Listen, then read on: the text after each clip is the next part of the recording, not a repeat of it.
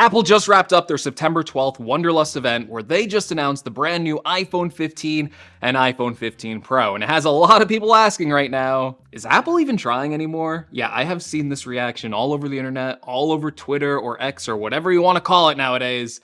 But people seem genuinely upset about the improvements made to the iPhone 15 and iPhone 15 Pro, and they are calling these iPhone updates kinda incremental and nothing to really get excited over. But listen, I kinda don't know if I agree with that sentiment because I think that these phone upgrades are actually a bigger deal than most people are making them out to be. So let's kind of walk this back a bit, right?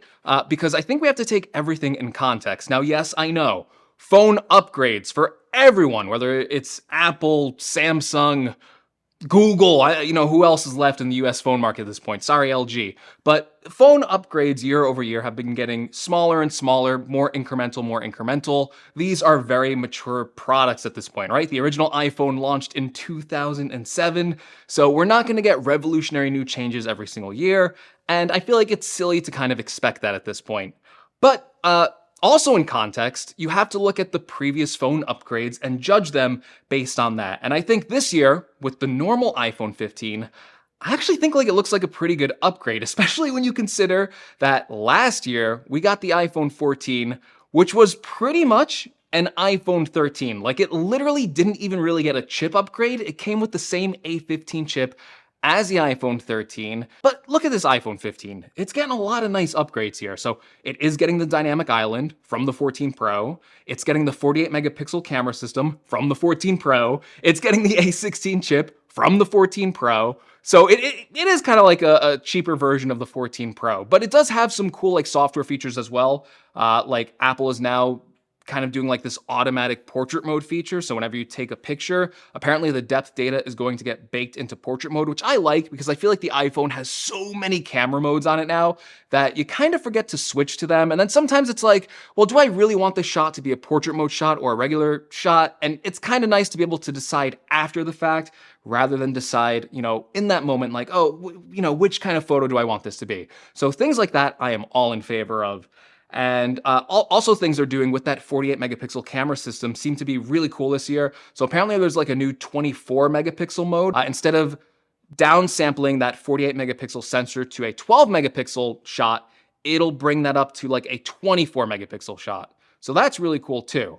Obviously, you got new colors this year, right? It's got the pink, the blue, the green, the yellow. None of that stuff really matters all too much. Pricing is still the same this year, right? So you got $799 for the iPhone 15 and $899 for the iPhone 15 Plus. But then there's also, changes like the USB-C port is now on the iPhone 15. So when you're looking at upgrades year over year, I know it might not sound like the biggest, most revolutionary upgrade in the world, especially on the normal iPhone 15, but you have to remember that it is getting a lot of the improvements that were already on the 14 Pro. And as someone who is maybe buying an iPhone this year, these are pretty substantial improvements that are going to make for an overall better experience. Now listen, the iPhone 15 now having USB-C means that all of your tech devices will probably have a USB-C port, like your iPad and your MacBook. And with all of these tech devices, you deserve the ultimate charger.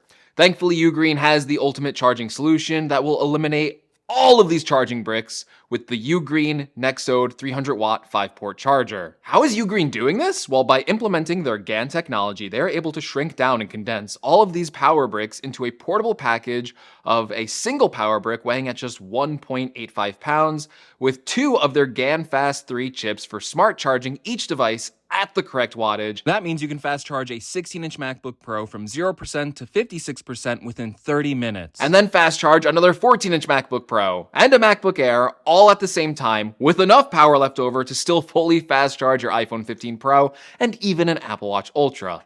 And there's practically no limit of combinations on what you can charge with this insanely powerful power brick. To check out the last charging brick you'll ever need, check out the link in the description, and thank you to Ugreen for sponsoring this video. But yeah, the iPhone 15, I think it's fine. I think it's a better phone than the iPhone 14 was, and that's all I can ask for at this point, right? But listen, the real upgrades, or the real new phone this year, as it was last year, is the iPhone 15 Pro. This is where Apple is putting the most investment. This is where they are putting the most new features. And I gotta be honest, I think it looks great. So if you've seen my videos before, if not, hi, I'm Greg. You know I was really excited about this rumor that Apple was switching over in materials from stainless steel to titanium. They have done that. They have said it's their lightest Pro phone ever. I am happy for that. I've been carrying around this 14 Pro Max, and I think it's heavy, right? Like, and I know, whatever, it's a smartphone, it's not the heaviest thing in the world, but I would like a lighter phone. I think they just feel better in the hands, and now I have that. So I'm happy with that. I think the new color options look pretty good. I was kind of worried when these like leaks and rumors are coming out. They are kind of bland and boring Pro colors. You know, this might be the year where it's not the most exciting colors in the lineup, but Apple has always had pretty boring colors on the Pro phone. So you get a white titanium version, a black titanium version, a blue titanium version, which I guess is the most exciting color, and then a natural titanium color, which I think is the one that I'm going to order. I think the natural titanium finish looks really cool. I love that color on my Apple Watch Ultra, so that's probably the color I'm going for this year. And I think the biggest thing no one saw coming was that the price did not increase, well, at least on the normal 15 Pro. So Apple is still selling it for $1,000. That was the same as last year's 14 Pro. But there is some crevice here. So it still starts with 128 gigabytes of starting storage, which I don't think is that great on a Pro phone. And then if you're going to the Pro Max model, that does technically get more expensive. So it's going to start at $1,200 this time, but you are getting 256 gigabytes of starting storage. So if I was getting an iPhone 15 Pro, I am getting an iPhone 15 Pro. I'm not sure what storage I'm getting, but I would at least get 256 gigabytes of storage. So knowing that means that I'm not really paying a price increase. If you were someone that used to buy the base model storage, you're technically getting a price increase, but at least you're getting more with that Pro Max model. And then you're also getting more from the Pro Max itself. Maybe. So this is interesting. So Apple is going to have like two different camera systems this year on the 15 Pro and the 15 Pro Max. So most of the camera features are exactly the same, right? So it's still going to have that 48 megapixel sensor. Apple says it's a bigger camera sensor this time, so it's going to allow in more light. These are going to probably be better looking photos, I'm guessing, right, with a new camera system. It doesn't borrow. It has a lot of the same computational photography features that I mentioned on the iPhone 15, where it's going to be able to do auto portrait modes. It's going to be able to do this new auto 24 megapixel mode. And it even has some like pro video workflows here where now you can shoot in Pro RAW and get like a log file, which means like it's gonna be like super gray, but then you can like edit the colors yourself. So you can kind of tune the picture colors more to your liking. And then like, we'll talk about this a bit more in a bit, like the USB-C port on the 15 Pro is gonna be 10 gigabits per second. So that's faster for data transfer. So you can offload those video files way more quickly than you could with AirDrop, which I think is a huge improvement. But it also means that you can connect it to like external storage. And with fast external storage, you can shoot 4K 60 with ProRes video. So that is really kind of like it's weird that I'm like, we used to make fun of the Pro naming scheme on these phones, but the iPhone 15 Pro, in terms of like features and what it can do, actually kind of sounds like it's more pro than ever before. Like this is legitimately a pro phone. But yeah, you still have that ultra wide angle camera lens that could do macro. But the big differences here between the regular Pro and the Pro Max is that the regular Pro still has the 3x camera zoom. It does not get an increase in zoom range. And then the iPhone 15 Pro Max has a new 5x lens. So this is interesting, right? You're now getting maybe a better zoomed in shot on the iPhone 15 Pro, which I think Apple does need, and I'm glad they changed the zoom range. But if you're using an iPhone 14 Pro, and let's say you're in that middle ground where you're shooting from 3x to 5x before you hit that 5x, like 3x to 4.9x, technically I think you'll get a better zoomed in photo on the regular 14 Pro. So these camera systems are gonna kind of work a little bit differently than they have on years past, where they were pretty much identical. Now, speaking of that 5x camera system on the 15 Pro Max, this is exciting to me. I've been wanting Apple to make a longer zoom range lens for a while now. It's not quite as long as I thought they were gonna go. Rumors said they were gonna go to 6x.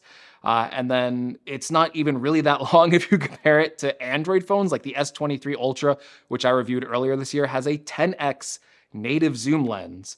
but I think there's some important distinctions that you got to remember. It's not like by default the Samsung 10x lens is always going to be better. It will have a longer optical zoom range, and I'm sure at 10x those photos are probably going to look better.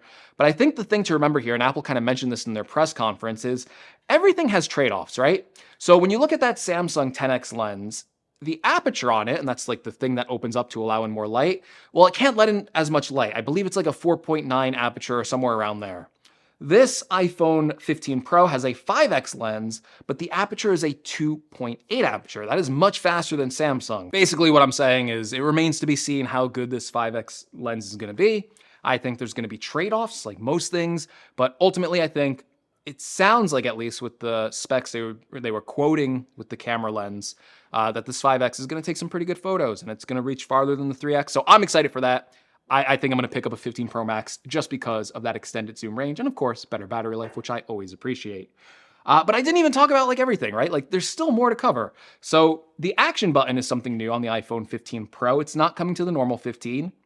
And this is gonna replace the mute switch, but it's gonna allow you to map a customized button to it, basically. So one of the examples they gave is if you wanna quickly launch voice memos. I actually think that's a really good use for it. If you wanna launch the flashlight, or what I plan to use it for, if you wanna launch the camera and start taking photos really quickly. So that's something that's really cool on the 15 Pro, makes it more of a pro phone, right? We're talking about these pro features. I think it makes it more of a pro phone to have a quick customizable button that you can map to pretty much whatever you want it to be. And then I didn't even talk about the new chips inside of it. So there is a new U2 chip, which is going to be more precise for finding things, like for AirTags, more precise location finding in general. But the bigger chip is the A17 Pro chip. And this kind of took me for a loop. A17 Pro. What? We don't even have a normal A17 chip yet. They just jumped right to the Pro. I guess when the iPhone 16 normal model comes out, they'll call that the A17 chip. And then I don't know. We're on this weird thing now where there's an A17 Pro. But this chip, and I know we talk about iPhone chips every year, like, oh, the speed doesn't matter, whatever, blah, blah, blah. Listen, not only is this the first 3nm chip that Apple is putting into their smartphone, so it's going to be crazy efficient. I think the battery life on these phones are going to be really good because of the efficiency of this chip, but it also sounds crazy powerful. One of the things they said during this whole A17 Pro demo that just took me back was that this chip is capable of playing flagship level, like PlayStation 5, Xbox Series X games. One of the games they said was Resident Evil Village and Resident Evil 4 Remake, both games that I played. I love Resident Evil games, so the fact that you could play that on your phone, that is insane to me. Like, the console level quality game, being able to play that on your phone, I don't even know if I'd want to play it on my phone, to be honest with you, but the fact that you can, I think, is pretty mind-blowing. And I was about to end this video and I just remembered, yeah, the bezels are shrinking on the iPhone 15 Pro too. Like during the iPhone 10 days, I would have spent 3 minutes on how the bezels were shrinking and how they were getting smaller, right? But on the 15 Pro, they are shrinking again. And apparently Apple is saying these are going to be the smallest bezels on any smartphone ever, at least when it's released. So yeah, this thing also has a new design on top of everything. And the more I think about all the features that are coming to the 15 Pro, you might say, oh, it's all incremental. It's all this, it's all that. But I look at the meaningful improvements, at least how I think on how I use my phone, and I'm not everyone, right? I'm not everyone. A lot of those pro features specifically of like offloading video with the faster USB-C port, the ProRes, 4K 60 on ProRes, the color grading, the 48 megapixel camera system, the 5x camera lens, even the titanium, right? I was excited about that. I look at a lot of those features and I go, okay, this is when I think about phone updates, I think, is this going to impact how I use my phone? Is it going to make for a better phone experience? When I think about all the things that are coming over to the 15 Pro, I think it's easy to be jaded and angry, and I think you can get a lot of views that way, right? But I think for me, I look at the phone improvements and I compare it to last year's phone and I go, is that enough improvements if I wasn't doing YouTube where I would buy that? And I go, yeah, maybe I would buy it, which maybe isn't the best advice because you probably shouldn't be buying a new smartphone every year. But yeah, I think this all comes back to the point I made in the original part of this video. Is Apple even trying? I think they are. I think this is a really good phone lineup this year.